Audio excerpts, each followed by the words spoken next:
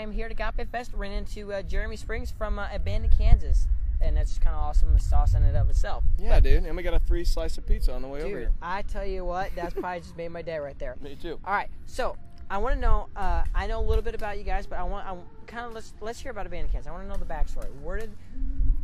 Who is your band in Kansas? How did you get started? And I'll ask another question about that in just a second. But how did you guys get started?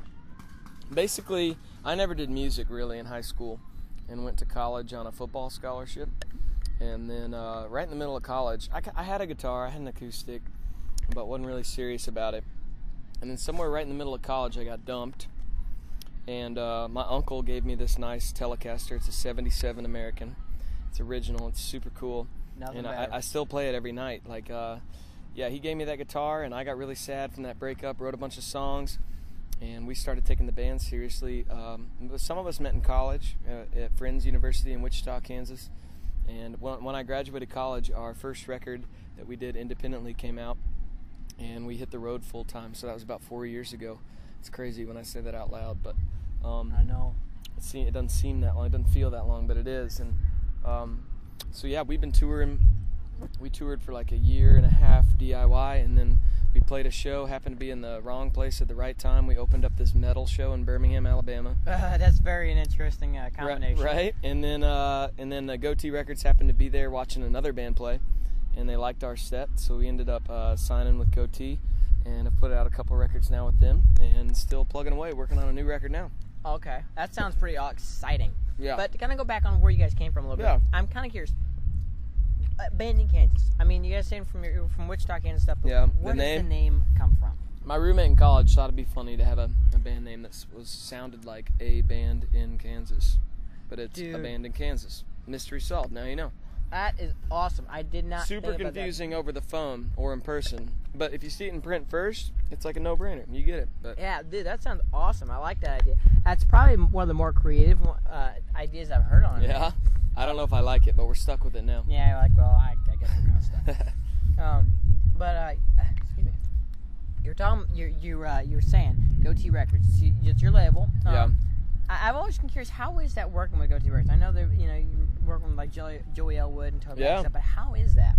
Man, it's been smooth. Those guys, they love our band and they get what we're trying to do, so they haven't stepped in the way of what we're doing creatively or with even our artwork. Like our guitar player Brad did the artwork for the newest record, and we have a lot of creative control, which is important to us. Yeah. But there's also been a lot of resources, with who we're doing our records with, and radio and some of the marketing and stuff that we couldn't have done on our own. So Goatee's, they're part of the family, man. They really are.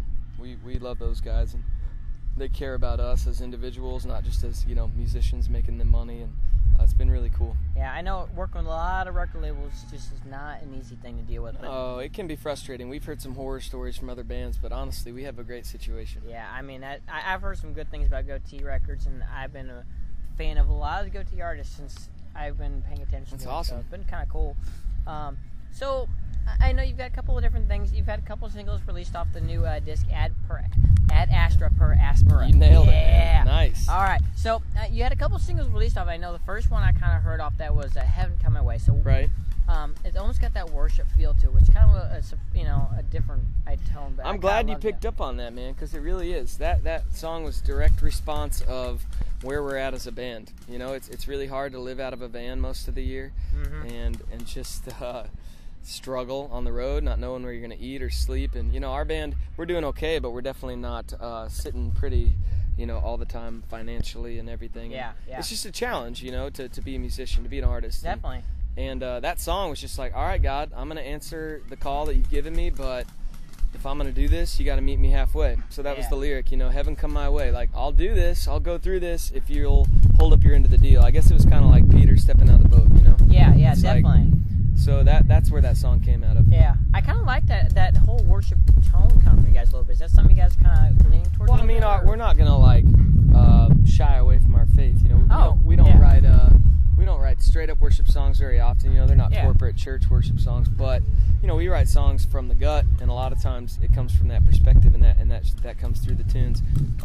I think a lot of times it gets hidden behind some of the music and the show or whatever, and people forget.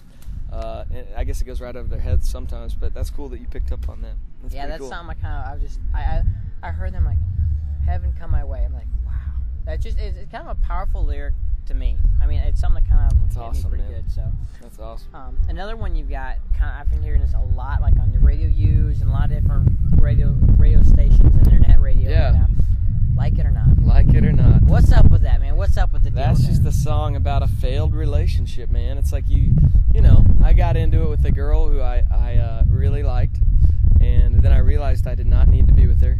But it's just like, it's this crazy thing that love does to you, where you know you're not supposed to be in a certain situation, but you know, like, whether you want to or not, that's what the song is. Like it or not, like, I'm into you. And finally that ended. It was a long distance thing, and so yeah, that song just came out about a failed long distance relationship. Yeah.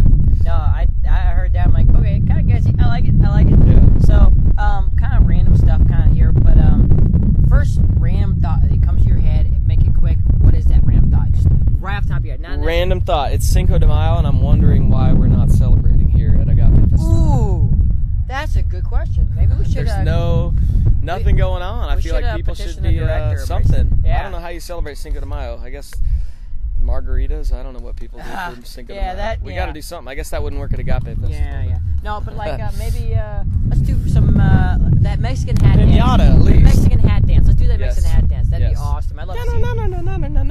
Now I think that'd be awesome to see Switch would do the Mexican hat dance. We need to get him off that bus and do it. Yeah. Wake him up a little bit. No. So kind of paying attention. I kind of picked up this, but you were saying you're getting ready to do some new stuff. Yeah. We're in a frenzy, a writing frenzy right now. We're at 15 songs right now. We're shooting for 25, and then we're gonna pick the best 10 or 12 and put them on a new record, going into the studio hopefully before the end of the year. That sounds exciting. I'm kind of looking forward to you. I've seen you guys evolve a lot.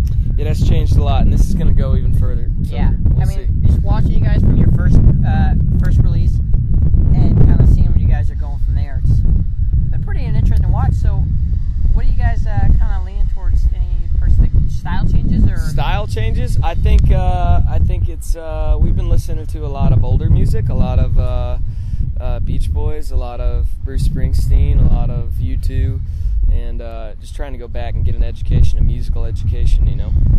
Instead of listening to our favorite bands, find who our favorite bands were and what their favorite bands were, and getting back to the root, you know. Yeah. And so we've just kind of rethinking. One thing different about this record is I'm not the only one writing the songs. We're writing them together, even the lyrics. So we're coming from a totally different place. Yeah. Sounds kind of. There's a lot of gospel influence. There's a lot of still the indie rock, dancey influence, but it's going to be interesting. We don't even know how it's going to turn out yet. I'm excited for that. So don't get hit by this golf cart here. Oh, you're gonna hit me. Oh boy. No, but so you're kind of mentioned going back to that kind of older. You mentioned Bruce Springsteen, U2, and Beach Boys stuff. Kind of leads me to this idea. Are you guys thinking about doing any covers? Doing any covers? Oh man, we would love to do a cover record. We play a bunch of covers we love live. We've been doing Phoenix and Black Keys and Killers live, and just because they're songs that we dig. But sometimes at band practice, we'll learn a cover song just to kind of get in that headspace, you know, when we're about to write a song that's in the same page. Yeah. But whether we do a cover record or record a cover, I don't know. I know we're going to do another Christmas song this year. Ooh, see, I kind of like that.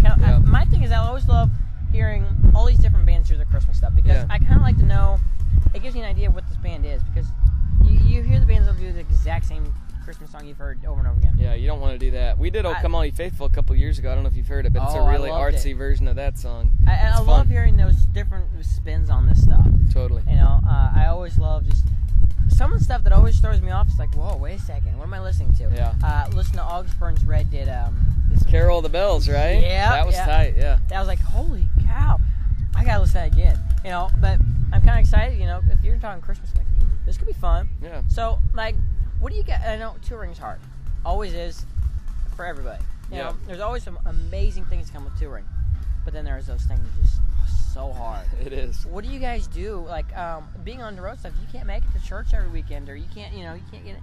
What do you guys do to keep in that faith all the time? Man, that's one of the hardest challenges, I'll be honest with you, dude. We got no accountability on the road, and it's pretty hard to just motivate yourself to get up and read your Bible or pray even. I mean, that takes nothing, but it's hard. We sit in that van and just kind of rot away, but we talk a lot together. You know, we get together, and our church, our family is our band and is our van, and we get in there and just talk about the junk that's going on back home, and and the stuff that's going on inside, and you know, stuff that's going on with the band, and just kind of have to hold each other accountable with decisions we're making. And it's hard, man. Then you go back home and you go to church and you're not really plugged in because you've been gone so long. That's hard. People just want to talk to you about the band, and we just want to be dudes. Yeah, I mean that's the hardest thing I've noticed a lot.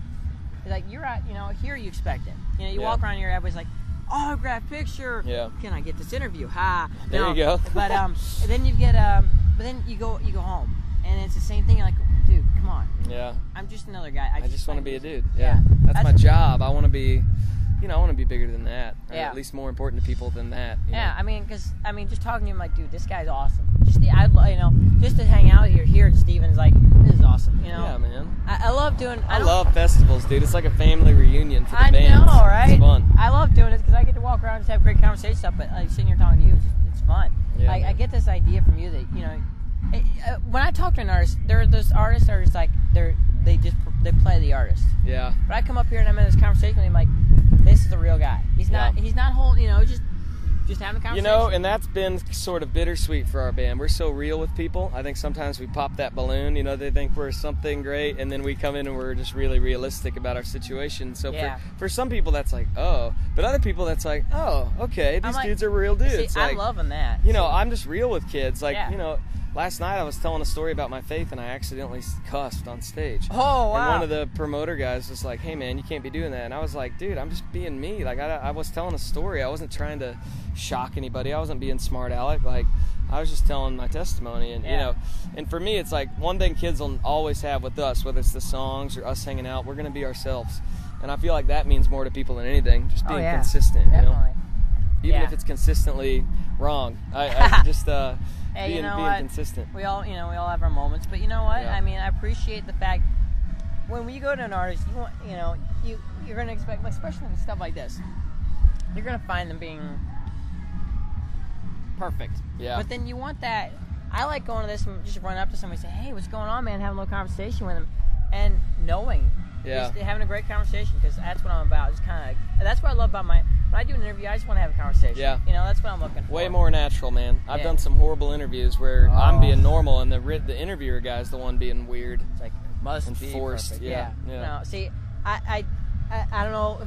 My interviews, spur of the moment, whatever. It's kind of whatever comes to mind. Winging it. Exactly. That's always the most fun, too, because you never know what's going to come out.